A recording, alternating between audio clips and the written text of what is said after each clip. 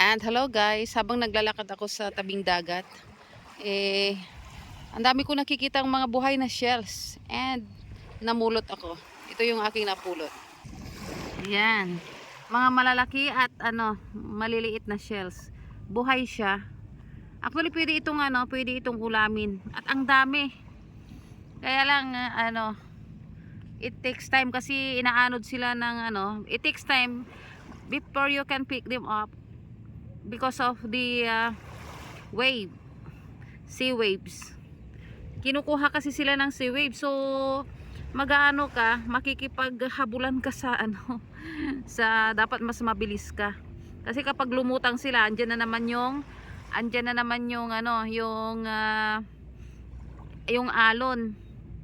So kinukuha sila. Ayan. Pero marami siya, guys. Ayan nakakaaliw. Yan, nakakaalis ng pampatanggal ng stress. Habang naghihintay ako ng sikat ng araw. Ayan. Para sa aking vitamin D. Ang ganda niya. Pero ibabalik ko rin sila sa kanilang mga sa tubig. Kawawa naman sila. Para sila, dumami sila. Pero ito pwede nang ulamin itong mga malalaki. Kaya lang marami kasing maliliit. Ayan.